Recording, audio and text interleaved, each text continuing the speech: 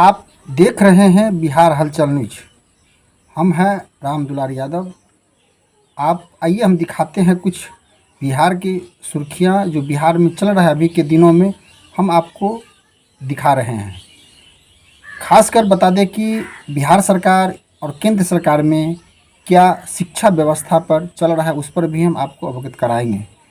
खास बात यह है कि केंद्रीय विद्यालय में शिक्षकों की कहीं भी नियुक्तियाँ या ट्रांसफ़र होता है तो कोई कुछ नहीं बोलता है और सीधे वहाँ चल जाते हैं।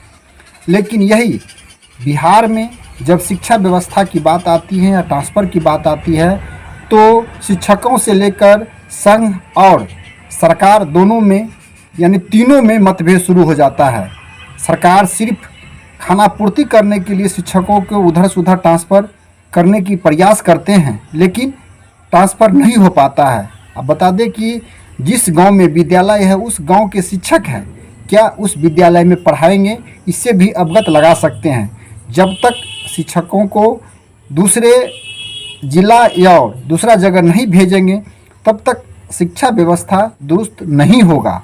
ये बिहार हलचल की टीम ने कई जगह जांच पड़ताल और सुर्खियों में आए अवलोकन से जांच की और इस तरह की सामने आया है। बता दें कि केंद्रीय विद्यालय जो भारत सरकार के अधीन आता है उस विद्यालय में कहीं भी पोस्टिंग किया जाता है, कोई बोलते नहीं है, वहाँ सीधे शिक्षकों चल जाते हैं और अपना मन से पढ़ाते हैं बच्चों को। लेकिन बिहार में जब शिक्षकों की ट्रांसफ़र पोस्टिंग की बात आती है तो सरकार से लेके नीचे तक का आवाज़ बुलंद होने लगता है। क्या शिक्षा व्यवस्था सरकार सुधार करने की प्रयास कर रहे हैं? आखिर क्यों नहीं? सिर्फ शिक्षा मंत्री डेली के डेली पर डे कुछ ना कुछ घोषणा करते हैं, ये कर देते हैं, वो कर देते हैं, इतना बहाली करेंगे। हम खासकर आपको बता दें कि विद्यालय में शिक्षक हैं लेकिन बच्चों को उपस्थिति नहीं है। आखिर क्यों? अब जिस विद्यालय में जाएंगे तो लगभग 10 से 20 बच्चे या 15 बच्चे आपको विद्यालय में मिलेंगे। मध्याह्न भोजन का वही हाल है। जिस दिन मध्याह्न भोजन को बच्चों को फल फूल देना है उस दिन भी बच्चों को फल फूल नहीं मिल पाता है। बता दें कि शुक्रवार के दिन में बच्चों को फल, अंडा और अन्य विटामिन बच्चों को देना है, लेकिन आप विद्यालय में जाएंगे तो ऐसा आपको लगभग विद्यालय में नहीं मिलेगा। खासकर जब से बिहार सरकार द्वारा फिंगर का सिस्टम किया गया है तो कई जगह ये देखा गया है कि शिक्षक विद्यालय जाते हैं और फिंगर से बनाते हैं और उसके बाद चल जाते हैं घर या अपने चौक।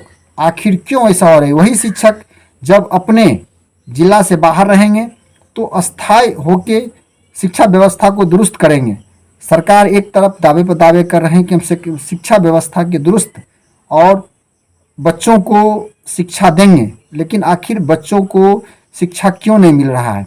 सरकार इस पर पहल क्यों नहीं कर रहे हैं? शिक्षा मंत्री सिर्फ ढकोसला क्यों कर रहे हैं शिक्षा व्यवस्था को दुरुस्त को लेकर? जिस तरह विद्यालय में इस तरह की स्थिति है कि बच्चों को सिर्फ खानापूर्ति करके बच्चों को पढ़ाया जाता है।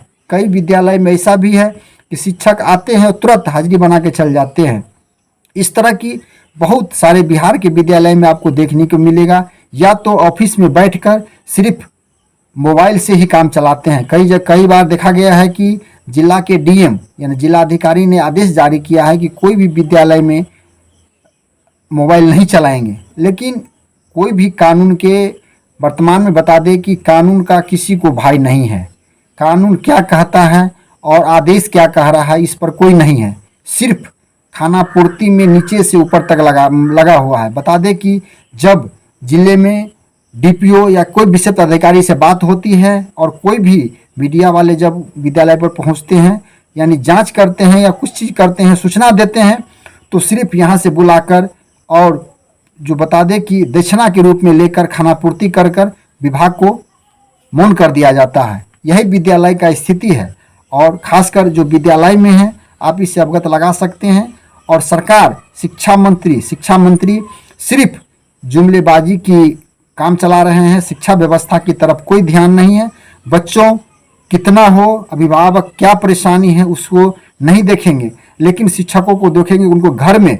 आखिर आप क्यों नहीं, यदि यही आपको यदि विचार है तो शिक्षकों को घर पर ही रजिस्टर भेज दीजिए और हाजिरी बना के कहिए घर में रहेंगे।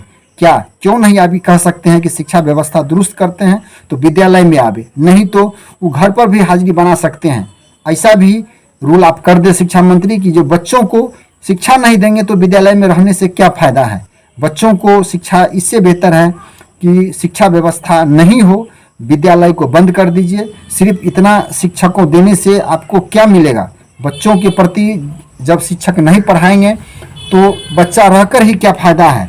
जब शिक्षकों नहीं रहेंगे, विद्यालय में नहीं रहेंगे उपस्थिति, तो सिर्फ ढकोसला क्यों कर रहे हैं। या तो आप सही दिशा में कार्य कीजिए और एक दिशा निर्देश निकालिए। जिस तरह से केंद्र सरकार केंद्रीय विद्यालय में चल रहा है, उस तरह के दिशा निर्देश आपको निकालकर बच्चों को भविष्य के साथ खिलवाड़ नहीं करना चाहिए। भविष्य को उज्जवल के लिए आपको काम करना चाहिए। ये बिहार सरकार का जो नियम है उस पर ताक नहीं रखना चाहिए और सिर्फ शिक्षकों की बात नहीं सुनना चाहिए। बच्चों कैसे सुरक्षित होंगे उस पर संघ क्या है। संघ चाहते हैं कि कुछ ऐसा संघ बनाया गया है कि वो कभी विद्यालय ही नहीं जाते हैं, सिर्फ हेडक्वार्टर में और स्थापना डीपीओ के पास में रह के अपना वो काम चलाते हैं या घर पर रहते हैं।